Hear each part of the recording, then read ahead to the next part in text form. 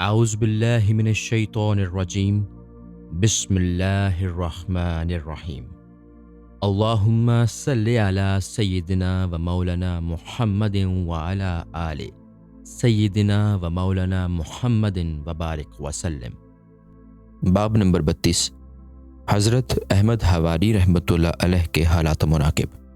تعارف: آپ بحر شریعت و طریقت کے شناور تھے اور بہت سی دوسری صفات بھی آپ میں موجود تھیں، اور مصنف کے قول کے مطابق آپ کو شام کا ریحان کہا جاتا ہے۔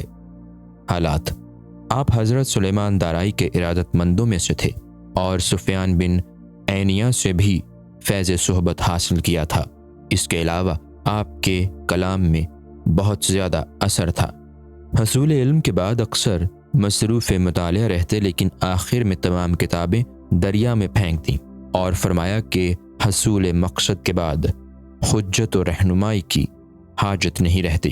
لیکن بعض حضرات آپ کے اس عمل کو عالم وجد کی پیداوار بتاتے ہیں۔ اپنے مرشد حضرت سلیمان دارائی سے آپ کا یہ معاہدہ تھا کہ ہم دونوں کسی بات میں بھی ایک دوسرے سے اختلاف نہیں کریں گے۔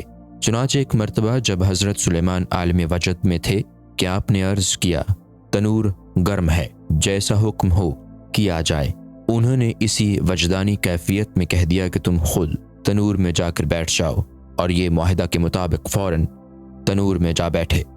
اور پھر کچھ دیر کے بعد جب حضرت سلیمان کو یاد آیا کہ میں نے تو حالت وجد میں ان سے کہہ دیا تھا، چنانچہ تلاش کرنے پر دیکھا کہ آپ تنور میں جا بیٹھے ہیں، اور جب حضرت سلیمان کے کہنے پر باہر نکلے تو آگ نے آپ کے اوپر کوئی اثر نہیں کیا تھا۔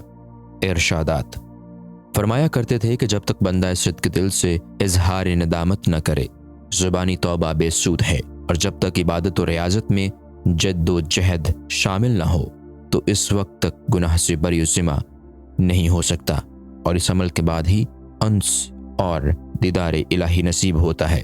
فرمایا کہ معرفت کی زیادتی عقل کی زیادتی پر موقوف ہے، اور خائف رہنے والوں کا سہارا رجا ہے۔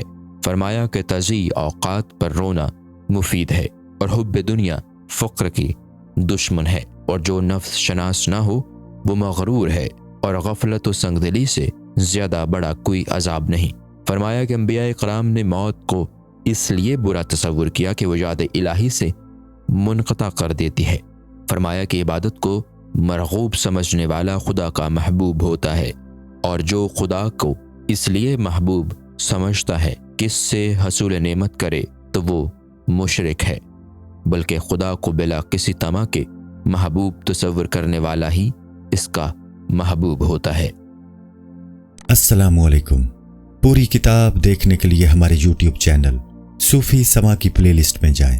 یہاں آپ کو مختلف بزرگوں کی کتابیں ملیں گی، اور جو کتاب پوری نہ ہوئی اس پر کام تیزی سے ہو رہا ہے اور ریگولر بیسس پر اپلوڈ ہوتی رہتی ہیں۔ آپ سے گزارش ہے کہ آپ ہمارے یوٹیوب چینل کو سبسکرائب کر لیں اور بیل نوٹیفیکیشن پر کلک کر لیں تاکہ ہماری آنے والی کتابیں آپ کو ملتی رہیں۔ جزاک اللہ خیر۔